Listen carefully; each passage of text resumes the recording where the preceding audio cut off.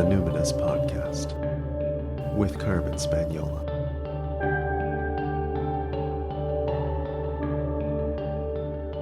Hi there, and welcome to the Numinous Podcast, where we have interesting conversation with everyday folks about the mystery of life. This season is brought to you by the Threshold Community, a new collaboration between me and my friend Holly Trular. We're gathering online with like-minded, collapse-aware people to tend the threshold of the twilight times of the world as we've known it. Together we're exploring collapse preparedness, attachment and trauma and co-regulation, animism, grief and death, transformative justice, creativity, and play. Read all about it at thethresholdcommunity.com and find us on Instagram at Tending the Threshold. I'm your host, Carmen Spaniola, and today on the podcast, I'm connecting with Jasmine Richardson and Eliza Robertson. They're an astrology team who make their home online at cosmictonic.com. That's KOSMICTONIC.com. And today we're talking about what the astrology looked like leading up to 2020 that might have revealed something big like a global pandemic was coming. And we're looking ahead to the outlook for the rest of 2020 and beyond.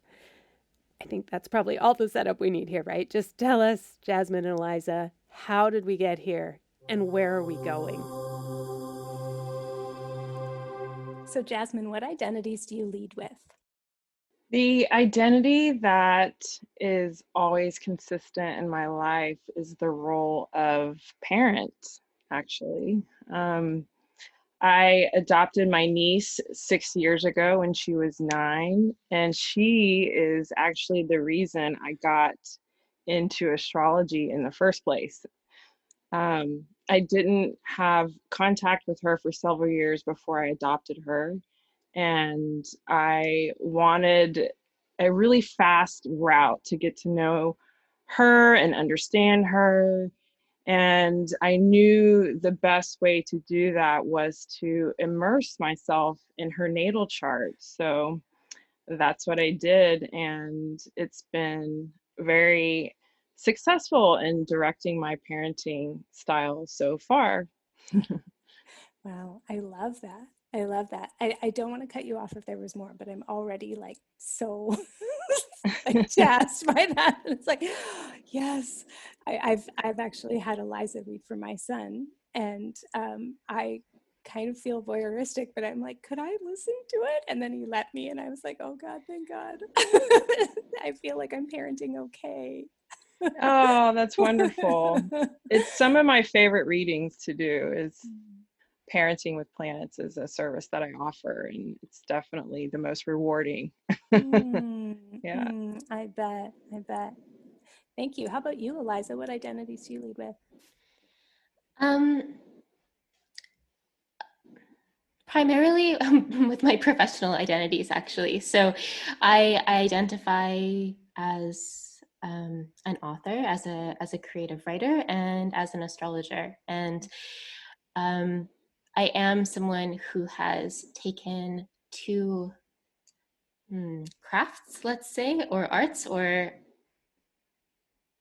not sciences per se, but I've taken two pursuits, and that can be quite joyful, and that can be hobbies for many. And I've kind of gone at them full tilt in a professional way, and they have become more than just a career. So that's the honest answer, is as a writer and as an astrologer. I love that. And I think I get that notion that your vocation is totally wrapped up in your identity and it's like shaping you and as you are crafting it. Am I getting that? Absolutely. Yeah. Okay. That's great. So can we start by locating ourselves in like the history of astrology? I do personally, as somebody who, remember those star scrolls you could get at the grocery store and the pharmacy, like that came in the tubes? I used to get those from the time I was 13. And then there were also like the little square ones that were the size of a matchbook. I've loved astrology forever and, horoscopes, but it seems now, maybe with the explosion of the internet and Instagram, there's all these different pathways in astrology that here anyway in the West are kind of new in my consciousness. I didn't realize there were so many different kinds of traditions. And the two of you both seem to be part of a new movement of fresh voices in astrology who are examining this kind of esoteric knowledge, but through this lens that incorporates more interrogation and more cultural analysis and critique of things like, you know, power and gender and patriarchy. It's not just when will you meet the love of your life, you know, like what are your best luck days for the month ahead, that kind of thing. There's like so much about both psychology and archetypes and all of that. So for those of us who just have been, you know, very novice fans, how should we understand your approach to astrology? Go ahead, Eliza. Okay, yeah, no, that's a really great question. We could probably spend the whole episode just discussing this question, so I'll try to restrain myself. First of all, I will say, so specific to my own approach to astrology, and Jasmine, you know, parallels us to some extent, but we also, I think, have fruitfully diverged and pursued, you know, parallel but also separate paths.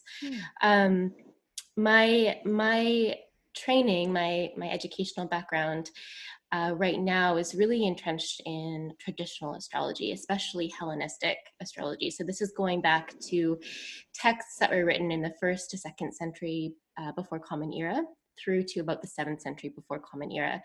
And what you'll find is a lot of millennials specifically who are studying astrology, and some Gen Z folk who are studying astrology, are really drawn to this more technical side of it. And I think it's every bit a reaction against some of the more pop astrology, which lured us all in also in the beginning. I grew up, you know, reading Susan Miller and really, really adored some of the more popular astrology out there. Wait, is Susan Miller pop? I'm like, so that's a different form of astrology from your tradition. Susan Miller is thorough and impressive, and she's a real astrologer. But yeah, she is someone who markets toward, you know, it's Venus retrograde, don't get plastic surgery. Right. It's Mercury retrograde, back up your computer, which is sound advice, probably both. If you're looking toward cosmetic surgery, try to avoid Venus retrograde. But, you know, but you're right in observing that the astrology that we both practice, Jasmine and I, it is pushing beyond that. So one thing I want to point to is the rigor, actually, and even the academic research behind the efforts at translation projects that you find in practitioners of traditional astrology. But there is, you know, healthy criticism to apply to that too, because no, it's not appropriate for us to inherit totally the worldview of Greco-Roman, Hellenistic, in Alexandria, Egypt society from, you know, a couple millennia ago. Like it was hugely patriarchal, hugely colonizing spirit, and very, very binary, very essentialist in the thinking. So it's a really interesting mix, actually, where we find ourselves, because many newer astrologers, or at least millennial and younger astrologers, are really hungry for the rigor of thought and the foundations. At the same time, they're fiercely critical also of, you know, how we talk about gender in astrology, how we think about our lineage or lineages. And the other thing is, you know, I come from a Western astrology background, but there was astrology in Mesoamerica, there was astrology in India and China, you know, arguably around the world, where there was sky. And before light pollution, sky took up, you know, so, well, I think that the events of the sky, you could not but behold them. They and you know, clock them and calculate what was going on and attribute those to patterns happening on Earth. So does that answer your question? Yeah, it really does. Is there more that you would add to that, Jasmine?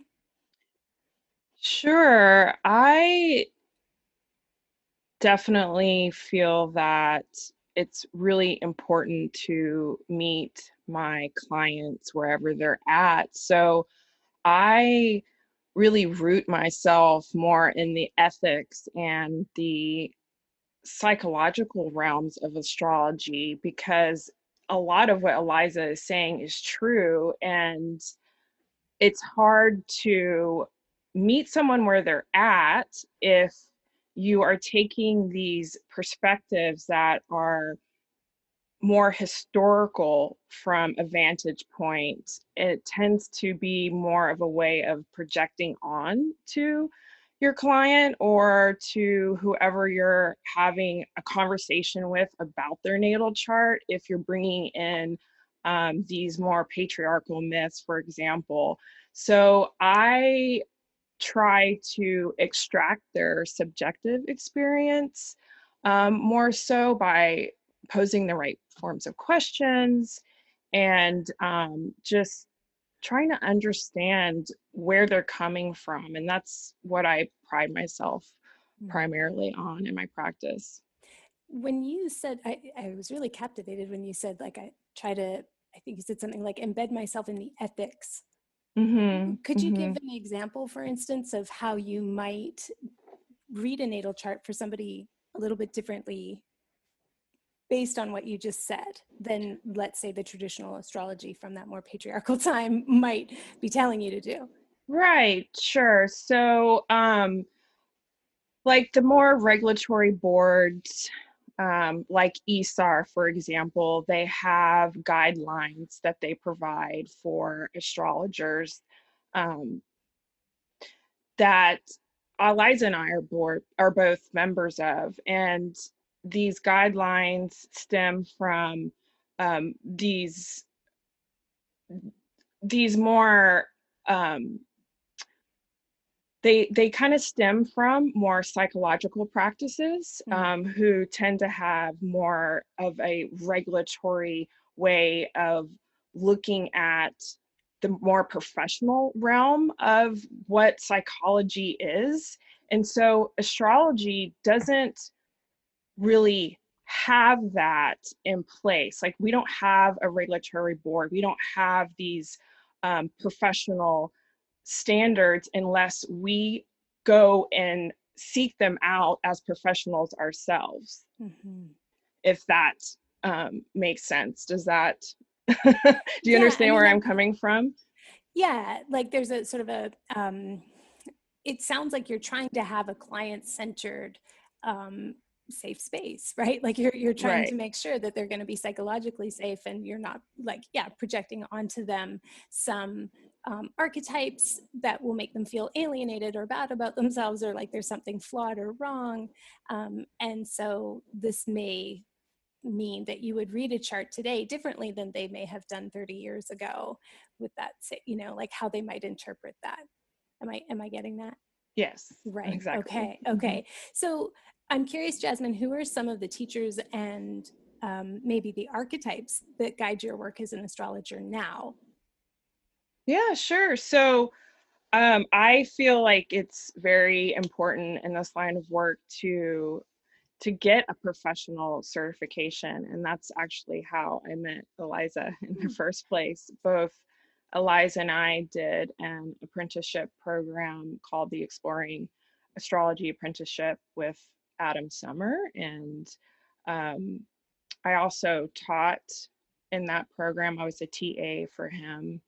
And I also have been steeped in psychology and therapy and counseling since I was a child. My mom was a therapist. And so I am continuing my education currently with a man named Wesley Fuqua. He founded the Psylogia Institute here in the United States. And it is a training around these identity integration techniques. So it's very trauma release involved. And I hopefully will be done with that over the next couple of months, but that's my next certification that I'll receive to better my practice and be more of service to my clients. As far as astrologers that I look up to and that I've followed their work since I basically started on this path, I have a real affinity for Barbara Handclau's work.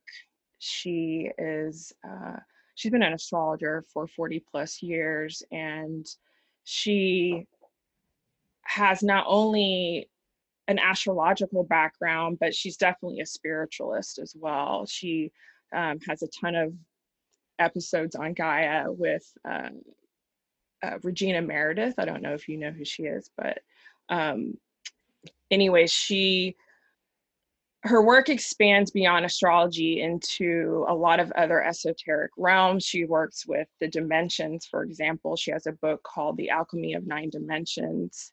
And I love that book because it teaches us to think beyond just the third dimension and what we're currently experiencing, and think about other realms and the possibility of what exists beyond what's directly in front of us. Other astrologers, I mean, I have to give a shout out to Chris Brennan, who Eliza studied under, and Chris Brennan, Austin Coppock, and Kelly Surtees. They have a podcast they do monthly. It's a forecast where I follow that, and I get a lot of my information to stay on top of everything. Another podcast that's always in my ears is Susie Chang and Mel Moline. They do a podcast called Fortune's Wheelhouse, and they also touch on many of these esoteric realms that include the Kabbalah and tarot and astrology. So I learn a ton from them. I'm also studying planetary magic at the moment. So I follow Nina Griffin and Caitlin Coppock. They're doing some wonderful work. You can find them online as well. And Eliza and I plan on studying with Nina Griffin in the fall. And that will involve learning a lot more electional astrology and working with the planets in a way. It's very similar to what we had a conversation with before, where you're timing things to get, specific outcomes. And I'm really excited to do that because it's been something I've been interested in for a really long time. And as I continue to learn astrology, I kind of go down these various wormholes. And another person I did want to mention that was on our podcast recently is Gray Crawford. He's a wonderful writer, and he's putting out some really great work, specifically on a lot of the things that we're going to get into today, a lot of the conjunctions and alignments of 2020. So he's someone everyone should check out and know about. He's doing really good work. Amazing. We're going to have such rich show notes today. So many links. So thank you for that. Eliza, who would you cite as teachers and guides? Jasmine's done a really great roundup of some of the modern astrologers who are working now, and I do want to echo that shout out to Chris Brennan. He's been very visible at the front edge of many of these translation projects. He was a part of a project called Project Hindsight, but he's not the only one. There are many others who are working who maybe have less visibility, doing these efforts of translation. And yeah, but I love that your question also included room for some of the less tangible teachers, or less, teachers not of this physical world. Mm-hmm. So I do have an example of one, but I learned about her by way of a physical astrologer who gave me my first reading, actually. So she's, her name is Demetra George. Who I love. So Demetra, as you may then well know, she wrote one of the first well-known books on the asteroids, and separately, you and I have talked about the asteroids, Carmen, but for those who don't know, the asteroids are they're bodies in space that have a way of bringing in some more variable or diversified feminine archetypes, not simply Venus wife or lover and moon mother. And I really resonated with the asteroid that she drew my attention to, which was Vesta. And so I do have Vesta on the ascendant.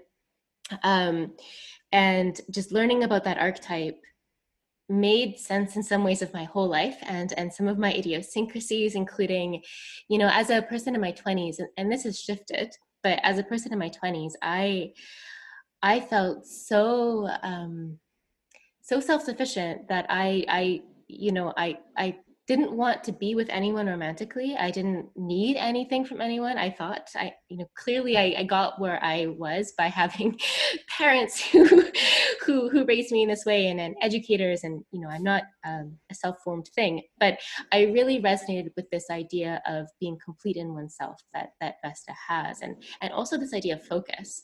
So even that word focus, the Latin focus, foci, means fire or flame. So, and Vesta was this goddess of the flame, of fire. So, I say all of that because, well, for me, I think astrology has been an enchantment. It's been a way of enchanting the narratives that I've drew around myself, but, you know, there are many ways that we narrativize our lives, and sometimes they come in the form of pathology, or sometimes it's shame, or sometimes ego, absolutely. And I think that there's a way that astrology can actually make sense of those parallel narratives, and I think there's a way that we can interact with these stories that's empowering, and that lends one well, that just kind of can support the selfhood that you already have. So I really want to stress what Jasmine said earlier around not projecting onto your client, and that's important. But I think that we can offer what we, as astrologers, we can offer the planets or the asteroids or the points that we see really prominent in a chart, and we can share those stories. And if the client does resonate with those stories, then we're potentially offering an archetype or a story or a myth to step into, or to try on, or to walk beside. You know, I think of prominent planets and asteroids in the chart as being in some ways guides who have claimed us, or entities who have claimed us in some way. And to me, that has been really comforting, actually. So yeah, I feel chills. Especially, well, because you know, yes, you've read my chart, and I can't remember where things are, but I know that the asteroid of Lilith is important to me, and Athena, and I feel like Vesta was there too. I'm not sure. There were a lot of asteroids things happening. Very, yeah. You had a whole coven of these deities on your ascendant. Right on my ascendant. And so, like, you know, these are guides who've claimed us. Like, that just feels really, I mean, that kind of tickles my attachment funny bone, and, you know, like, I'm like, oh, that's so sweet. and it's very animist, isn't it, to be in relationship with planets and celestial bodies in that kind of way and feel like they've claimed us. I love that. Okay, so I love that we're well embedded now, and we've invoked the muses of the planets and the asteroids. So let's get down to brass tacks here. Eliza, what was some of the astrology in 2019 and early 2020 that indicated something about the massive shit show we were about to enter with coronavirus and just the entire planet affected? Like, what were you guys seeing? You friends, I'm trying not to say you guys. What were you all seeing? Indeed. So, and I'm gonna preface this by saying that when I entered astrology, when I self-studied for a long time, and then I started formally learning, I would say around 2015, 2016. And around that time, even then, I heard people talking about 2020 in this very, you know, death knell the end is nigh. Forget 2012. Like that was that was well in the past. But I remember astrologers talking about 2020, and I remember it's so seeping into my consciousness that when I was sending books out, like manuscripts out, I remember thinking, oh my gosh, it has to come up before 2020 because I don't know what will be left after that year. And as I began to learn for myself about the archetypes, about what was happening, you can see why. So the the main event, and there were a number of sideshows, but the main event that has characterized 2020 is the conjunction of Saturn and Pluto. So Jasmine can also help fill in some of the dots here, but essentially the archetype of Saturn. Well, first of all, when we're talking about archetypes in astrology, they're multivalent. They have different faces. They have different sides, which is why two people with very prominent twins, for instance. I've met twins who have obviously very similar birth charts, and I've seen them represent different facets of the same, of Gemini or of Leo, different sides of this same root archetype. So Saturn we associate with, on the one hand, structure, law, systems, authority, but also poverty, disease, reality checks. Pluto we associate with huge transformation, power, the underbelly, generally cycles of entropy and regeneration. So these are big planets to come together, and they come together about every 31 to 37 years. And if you look back over the 20th century alone at what was happening around previous conjunctions, so the first one in the 20th century was 1914, which we know is the precipice of World War One, rather. The second one was right after World War II in 1947, where you saw really a new world order being created, the beginning of the arms race. The third one in the 20th century was 1982, and we've been in that cycle through to 2020. And well, I have more to say, but maybe I'll let Jasmine jump in here to fill in anything else. Yeah, what were you seeing, Jasmine?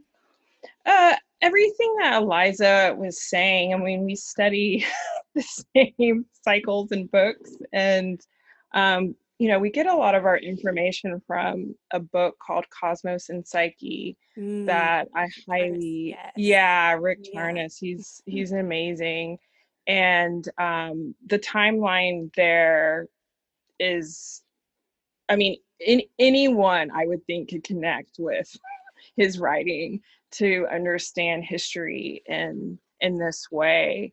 Some of the things that I associate with Saturn is restriction and time and work, and I really see Pluto as the bringer of truth and representing power too. I always think of Pluto as, you can run, but you cannot hide. And I feel like that's a lot of what we're going through individually and collectively right now. And I really feel like that time period, 1980 to 1984, is something that is tangible that we can all look to, because it was the most recent Saturn-Pluto conjunction that we experienced. And if you think back to that era, I was young, so I was born in 78, but I do remember my parents having the news on all the time, and I remember the reactions of what was going on during that time period. And these conjunctions, or Saturn Pluto in general, they make different aspects to each other over time in the sky, but when they're making what we call in astrology fourth harmonic aspects, which is a conjunction, an opposition, or a square, those are tense aspects. and they typically bring on a lot of global social and political turmoil. But that time frame, if you remember, it was the nuclear arms race. It was the escalation of the Cold War. There was fear of the nuclear apocalypse coming, but also the AIDS epidemic. So this relationship between Saturn and Pluto, it does represent health crisis. Yeah, that's a good point. I mean, yeah, so I was born in 75. I definitely remember, Star Wars, like the arms program, not Star Right. Wars, George Lucas. We mean like actual nuclear, right? And there was like, mini series. What was it? The morning after, the day after, whatever. It was like, that was kind of the collective fear, and the AIDS crisis being, slowly but surely something. I mean, I remember seeing Ryan White on Donahue, boy who Me had too. AIDS, right? And just like, wow, and kids asking questions, can you get AIDS from sitting on a toilet? Like it was kind of like, this was, me as a young person, the first kind of sense of like health care crisis, like it was pretty, it was scary, and it was big, right? So that's very interesting to look at it from the health perspective, and sort of tracking that. So Jasmine, then what stands out to you about fall and winter of 2020? Like, what would be, just looking at the astrology, what are some do's and don'ts for those of us who are trying to get through the long dark winter in pandemic times? Well, the astrology of 2020 is by no means over or coming to an end anytime soon. And we are about to enter the Mars retrograde period. And that will start on September 9th and go through November 13th. Mars is in Aries. Mars rules Aries, and Aries is the cardinal sign of fire. So cardinal means to start, or in this case, fire, you can think of it as like ignite. And during retrograde periods, any planet that's retrograde, we're asked to reconsider different ways of approaching parts of our lives. Mars can be associated with our will. It's said to be associated with our will. So I think about questions like, what direction is our will pointed towards? Or is my will self-serving, or is it directed towards serving the greater good of humanity? Am I fighting for the right things? Go ahead. Will seems to be almost like a term of art as used here in astrology, because you don't, it's like, what is my will? It sounds like a little poetic in the world. How should we be understanding will in the astrological context there? What does that mean? It's like, is it different from desire? I don't think that it's too much different than desire. But it is, it's not quite purpose. I also think it's like what drives us. Okay. And wherever that's coming from. And I think it's different for every person. Every person has an idea of what's driving their life, or they're looking for the idea of what's driving their life. For some people, it's easier than others. But for example, I derive a lot of my will from being a parent, and it drives a lot of my decisions. Other people might, derive their will from their work. Eliza's a writer. That might be where her will stems from. But it's what is giving us that desire, like you said, to want to do things, to accomplish things. And we have different forms of will, and that's why I think there's these questions are going to start to come up during this retrograde period. It's like, where is our will coming from? Where are we deriving it from? Is it directed towards the right sorts of things? And there's all of these collective questions right now, just on a humane level that are happening socially and politically, like with health. And I think that, collective consciousness is shifting, history is changing, and things are not going to be the same after what we're experiencing today. Over the next 6 months to a year, these sorts of planetary alignments change things forever. And so the will part of it is like I said, like what side of history are we going to decide to be on an individual and collective level? So how long does this influence last?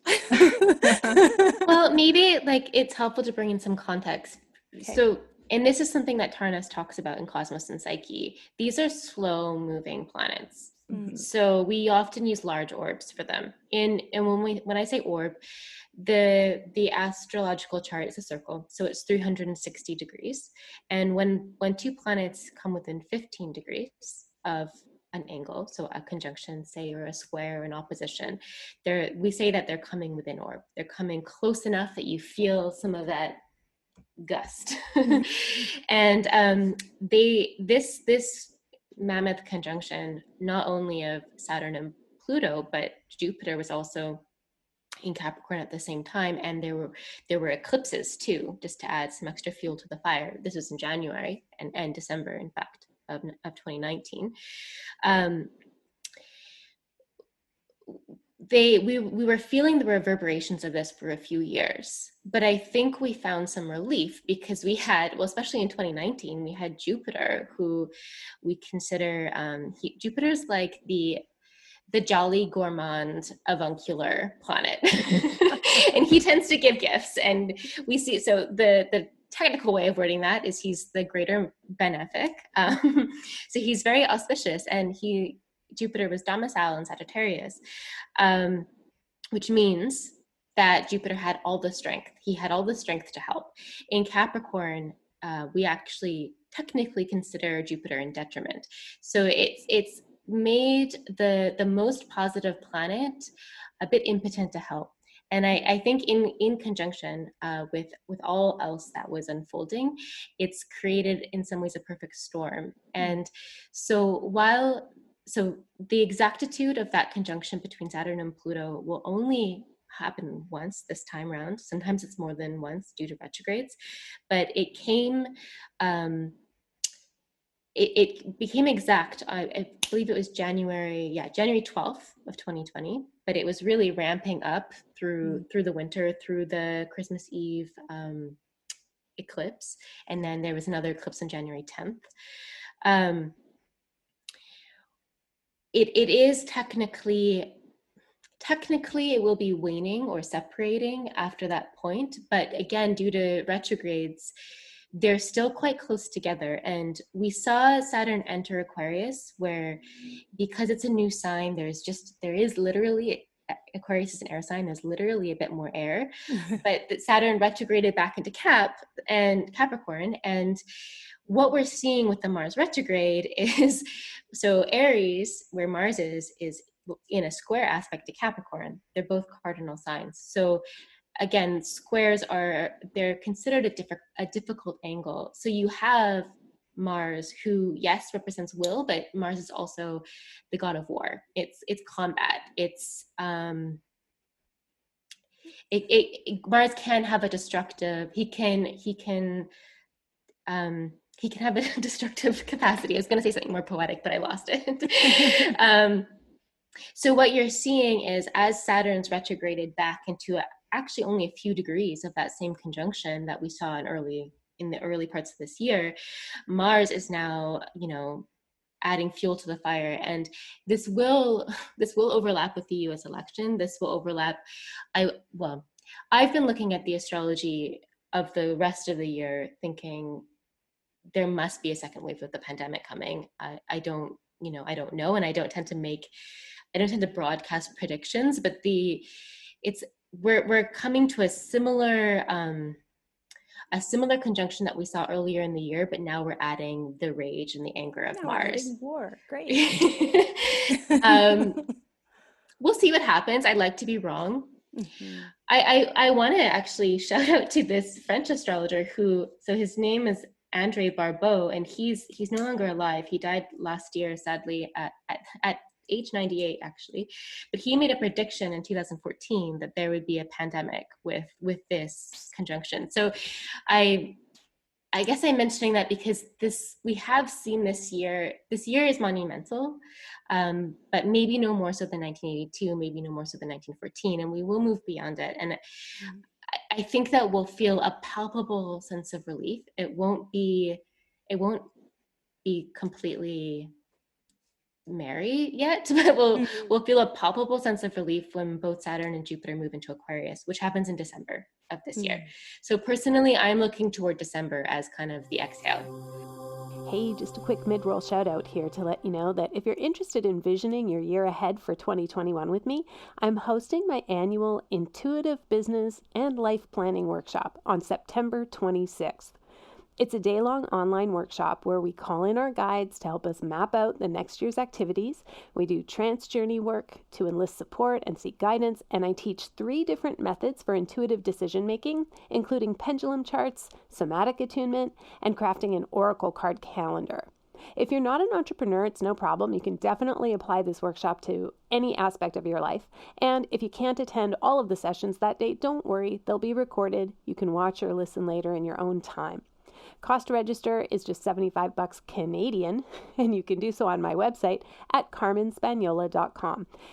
This is by far my most frequently requested workshop, and it has the most repeat attenders. Like, people have been coming to this workshop when I had it in person and also when I've done it online, sometimes every year. Sometimes they come every year for like 5 to 7 years. What am I talking about? No, 7 to 8 years. Anyway, it's part of kind of our annual autumn rhythm of forecasting and planning to work harmoniously with the energy flows in the year ahead. So it's not about hustle here. It's about getting into a collaborative rhythm with the universe and your allies and ancestors and your personal energy levels and alignment with your gifts and purpose. And it's so fun.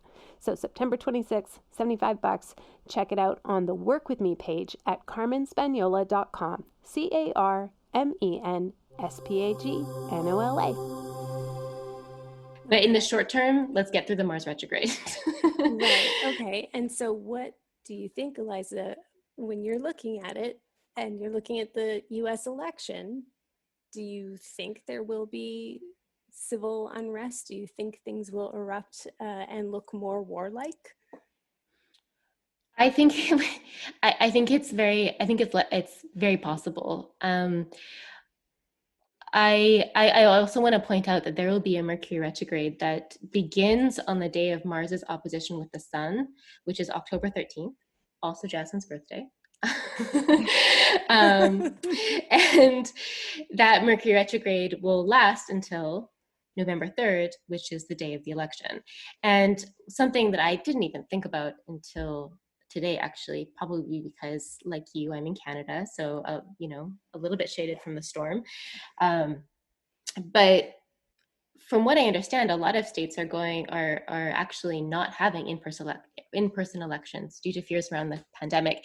So if you're seeing many states switch to vote by mail during a Mercury retrograde, well, I mean, and I'm not someone to say Mercury retrograde, oh no, don't do anything. I think Mercury retrogrades can be really fruitful periods, but Mercury rules the mail. And, things don't always run on time. So it makes me a little nervous that actually when we need that efficiency, also isn't USPS on strike? Yeah, and they're like removing sorting equipment because there seems to be some sabotage from the feds, and it really already is not looking good. So it doesn't look great. Election by mail. Yeah. So when you add a Mercury retrograde that is stationing on the day of the election, I mean, we'll see what happens. What do you see there, Jasmine?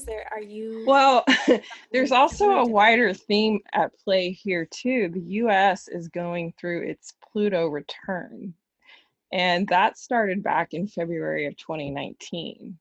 And so we're actually figuring out how to define a Pluto return in this moment. But considering how long that is between 2019 and 2025, I mean, I'm not in the business of prediction either, but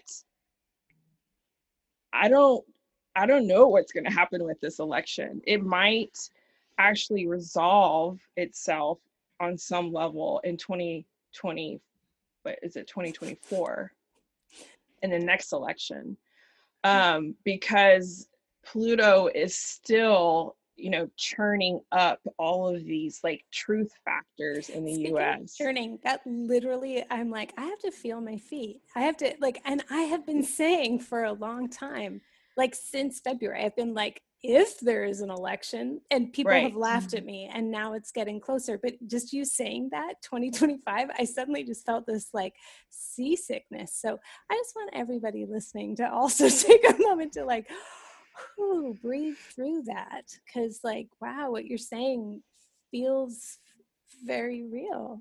Anyway, sorry, Yeah. I cut you off. Say more. Tell us more. No, I was just going to say that 2020, there's still a lot of truth being exposed, Mhm. and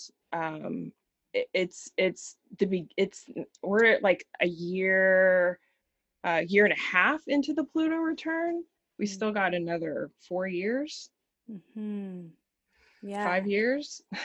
So what do you think is significant in 2020, Jasmine? What should we be aware of as we're looking forward? Or sorry, 2021. Well, I just feel like things are not over, and but another thing is we have gone through these cycles before. I mean, these cycles have been happening since the beginning of time. And these specific cycles that we're experiencing bring up a lot of fear. And I personally feel like we are going to get through this. And I know that might sound reductive for all the people that have been going through so much and have lost family members from this pandemic. And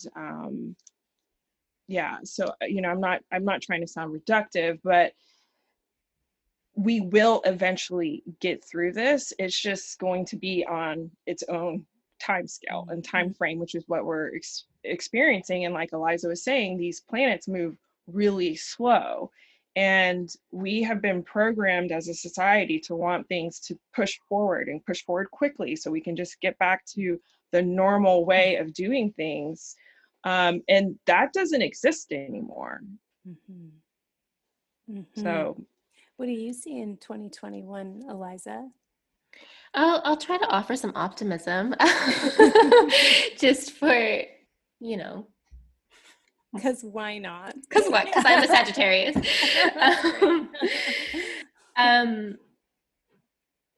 So we are still going to be feeling the reverberations of this conjunction. And I do also want to mention, sorry to keep tracking back in history, but the bubonic plague also started with a Saturn-Pluto conjunction in 1348. So there really is a pattern here with disease and this conjunction. I want to go back to what I said before, which is in December, Saturn and Jupiter will both enter Aquarius. And when Saturn enters Aquarius, I think this on a symbolic and an archetypal level, this concludes the conjunction, at least in part. They're still going to be within orb for a few years, but Saturn will be in a new sign. So, we often think of our Saturn return as happening when Saturn is in the sign of our natal Saturn. And so when Saturn's moving on to Aquarius, first of all, Saturn's at home in Aquarius. Saturn rules both Aquarius and Capricorn. But also Saturn will be in lockstep with Jupiter. And Jupiter has more power in Aquarius than he's had in Capricorn. And Aquarius is a sign of, well, it is a Saturnian sign, but it's again it's an air sign, and so I see there the promise of intellect. I see there the promise of reason and of actually quite avant-garde scientific research potentially. I'm hopeful for a vaccine coming out with those two entering Aquarius in late December. I'm hoping that there will be a usable vaccine at least sometime in 2021. I hope. But I think also it will cushion that focus switch from the cardinal signs to the fixed signs. So anyone who has strong placements in Aries, Cancer, Libra, or Capricorn has been really going through it over the last few years, with Saturn there, with Pluto there. Jupiter's helped actually, but Jupiter can also add growth and add spreading potential. And when they move into Aquarius, that's actually part of a real focus shift that we'll see in 2021 toward the fixed signs, which are Taurus, Leo, Scorpio, and Aquarius. And it's not necessarily a bad thing, but we have Uranus there as in Taurus right now. And Uranus is known as a disruptor. I've seen really beautiful things to emerge, really beautiful surprises to occur during a Uranus transit, and also it can really tug the rug from under your feet. So we will be 2021. I think will feel very different, even as we're still feeling the tremors of what we've all gone through. I think there is a potential for radical thought and for and I say that in terms of decolonizing, and also in terms of just genuine scientific breakthroughs, and hopefully using our vast intellectual capacity to get through this. But also the air signs linked to the internet, and I think that's been a really amazing thing that we've seen with this pandemic, is how we've managed to come together and actually hold community in online spaces in ways that can't replace human contact, but I've anyway been pretty impressed with how that Saturnian isolation hasn't been as unmitigated, because we do have the internet. I think if this were going on, what would have been more like the Spanish flu, maybe in 1918 or 1920. Like, if this is going on pre-internet, I think that quality of being totally alone and trapped within that is more inescapable. So I guess what I'm saying is I think that we will probably feel a bit of relief by the end of this year, even as we're still cleaning up the mess. And I'm curious, when you go out beyond then, like, when is the next period where things are actually looking harmonious? Like, when would you say is like for people who are like, exhale, like, I'm okay with steady as she goes for another year or another two, but is there any particularly auspicious period in the kind of midterm future in the next few years where you're like, oh, that looks like a really good time? I'm actually this pertains to you specifically. It's funny because before we started recording, you mentioned you had good feelings about 2022, and it occurs to me that's when Jupiter's moving into Pisces, which is your first house. So that will actually be a really auspicious transit for you personally. But Jupiter in Pisces is in rulership as Jupiter was in rulership in Sagittarius. So you're getting that greater benefic at full capacity again. And I think that will, in terms of the short to midterm future, I think that will help a lot. I think we'll still see a lot of dismantling and maybe fruitful dismantling, but change and disruption through Uranus's time in Taurus, which lasts until 2026. But and I say that partly because Taurus is a fixed earth sign that doesn't, fixed signs don't tend to like to change, and earth signs of all the fixed signs, the fixed earth does not love change generally. And you have Uranus coming in here really shaking things up.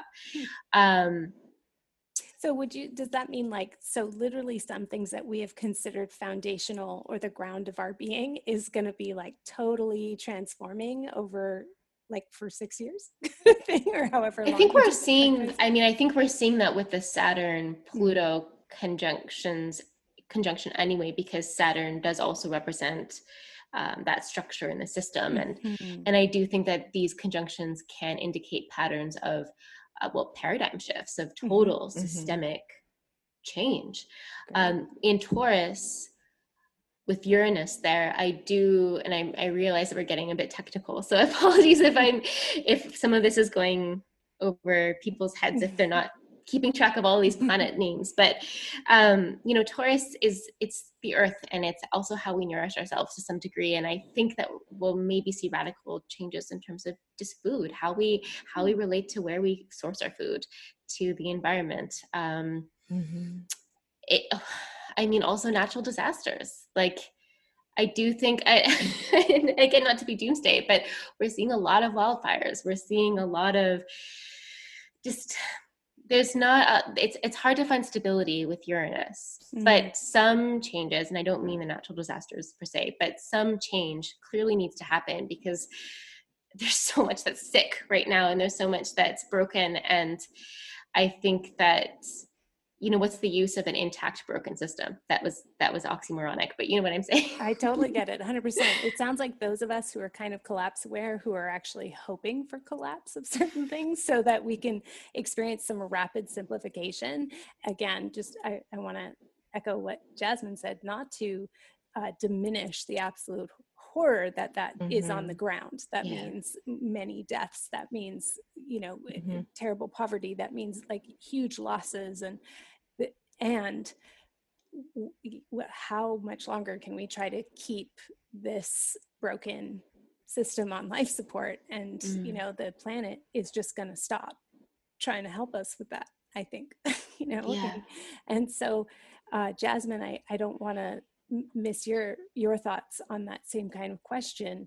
Is there a time that you're kind of looking forward to when you're privately looking ahead at the main things happening in the next few years, where you're that seems like a time that I will, maybe start planning some things, or, just where you look at what's happening with the planetary influences and you're I feel pretty good about that time? Well, definitely when Jupiter moves into Pisces, because Jupiter is at home there, I think that's going to provide a lot of relief. And that is 2022, like we had discussed. But there is, a couple of eclipses at the end of the year that are definitely going to usher in change. What that change is, I don't know. But eclipses just have a way of bringing things in and being very abruptive, and also getting rid of things very quickly. And they have that element of surprise, and that's happening very soon. And that's going to set the tone for 2021. I think these eclipses, we have a lunar eclipse on November 30th in Gemini, and then we have a total solar eclipse on December 14th in Sagittarius. And I personally am looking forward to the solar eclipse in Sagittarius, because Sagittarius as an archetype has a very strong foothold in freedom, for example. And I am wondering if something at that time will ease up around all of these travel restrictions and, the border of Canada being closed, for example. So I'm looking forward to that, hopefully. But I think that 2021 is going to look a lot different than we are actually thinking about in this moment of time, because of this pair of eclipses. Wow. It's like pop the popcorn.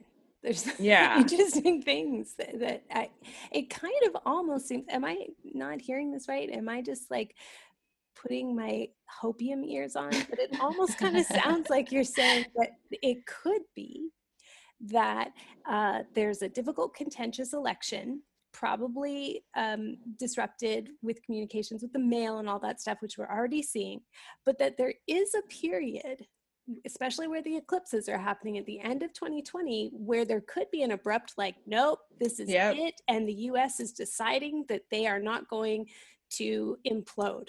And they are like pulling this out. And then they may decide, as a nation, to fundamentally change some like very basic paradigms and complete their Pluto return over the next administration, actually trying to like save themselves from themselves. Could this be? I like to think of it. Yeah, I like to think of it as a birthing process. Okay. And I mean, rebirth is happening as we speak, and I'm hoping that's exactly how you described it is what happens. But that's definitely what Pluto brings too, is that rebirth after we're going through this underworld journey that we're all experiencing right now. Are there things that people could be doing that like could support or preempt any of this? Like, yes, destiny's in the stars, but as you've said to me before, Eliza, as a witch, we can, as witches, we can sometimes, influence some things, or we can, call upon other forces as well. So is there any magic that you are personally, either of you, bringing the next little while where you're like, this is an important time for us to all be focusing our intention and magic to try to like encourage the planets? And aside from voting, aside from all that stuff, is there anything extra that you're doing to mitigate for the planetary influences in the next few months? Well, I will say, so yes, there are definitely magical practices you can be doing, but even on a more mundane level, which I think has its own magic to it. I believe in remedial planetary work. So I have quite a few Aries placements, and I'm looking ahead at the Mars retrograde. And my first thought was, okay, I got to take up kickboxing because I want to channel that Mars energy into something constructive or into something. I almost feel, and this could just be my own hopium, I almost feel like if you could be like a lightning rod and you can say, okay, Mars, I'm kickboxing now, so funnel all of that into this, and then you can avoid my career. You can avoid my family, my friends, my relationships, all of this. And I do know that with many Indian astrologers, the use of mantra work is very big, and you could placate Mars, say, or seek the well wishes of Jupiter. That's not within my own training or system or lineage or practice per se, but Jasmine mentioned planetary magic earlier in the show, and this is a more planetary magic. For me, the best metaphor is one of harvesting, and so it's maybe a little too late to harvest some really great Jupiter, for example, but there are people, and Caitlin Kopic runs a company called Sphere and Sundry, and she has spent Jupiter in Sag harvesting that energy in various sundry, and you can go to people who do that and purchase these goods. You can develop a practice of that yourself. There are different ways to learn how to do that, and I recommend people be humble and careful in the beginning, because it's real shit, and you can blow yourself up a little bit, but but this to say, I think there are absolutely both very practical ways to direct and channel some of these more challenging energies, and definitely supernatural ways. And good old-fashioned spell work too. That's astrological magic is a practice that is contingent on timing, and it's contingent on planets being in specific places. But entire systems, robust systems of magic, exist quite outside of that, and without having access to those kinds of calculations. So I do think it depends on what your own practice is, and I would encourage people to go to that, to find that. And if they don't have that, then get curious and look around. But yeah, that would be my answer. How about you, Jasmine? Well, I think about working with the elements a lot in my astrological practice, and also helping my clients understand the elemental balance in their natal charts. And while we're going through this time where we are in a position to be out in nature more, for example, or having these more intimate, quiet moments with ourselves or with our families, or within our own homes, I think that to get in touch with how the elements show up for you in your natal chart is a great way to work with the energies right now. And Mother Earth, well, up until recently, has been in a state of rest. Pollution was down 70% or something like that up until recently. But going outside and going for long walks, or finding a way to be around water and swim, if that is an element that that you need to work with in your chart, or that is that shows up for you. Like, I have a lot of water in my chart, for example, so I do a lot of like water therapy, a lot of cold and hot therapy. And or somebody that has a lot of earth in their chart, making sure that they're getting in touch with that side of their life, going for long walks. Or fire, having those campfires and just sitting and meditating in those states, I feel like is something that we're being called back to, that we may have lost over all of these years of living the way that we have. So when you consider all that we collectively, and when you're going through things yourself personally, as an American, which I believe you are, Jasmine, at all these different levels, there's so many reasons to experience grief and rage, I'm sure. And we've talked about some self-care through that, and some magic we can do to mitigate that. But I'm curious how you personally are coping with grief and rage right now. Yeah. Like I said, I work with the elements a lot, and I have, like I said, a lot of water in my chart. So my body just completely absorbs emotions. So I have to work really hard to keep my emotions like out of my physical body, or else it can lead to more clinical psychological disorders like depression, for example.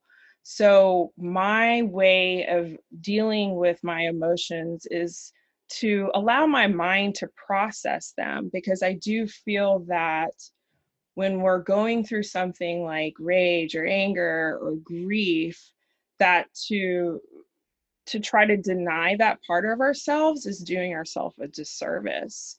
But for me, I can feel it in my body, and I know that if I don't work it out on some level, that I can potentially get very sick, mentally and physically sick. So doing the cold and hot therapy, like I talked about, exercise, is the way that I deal with those sorts of emotions. Yeah, that's beautiful. Thank you for that thoughtful answer. How about you, Eliza? How are you coping with grief and rage? Well, I'll keep up with the elemental theme. As much as Jasmine has a lot of water, my chart is embarrassingly fire dominant, and as Jasmine will attest. um, and well, first of all, I'm gonna say straight up that I don't sit well with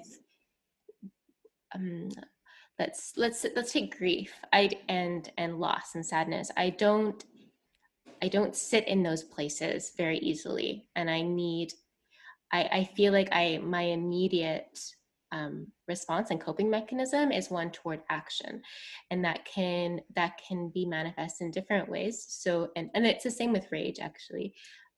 Rage has this particularly mobilizing, purifying quality to me. But my point is, I tend to not do well being still and even present with it. I tend to want to mobilize it immediately. So that can be through physical activity.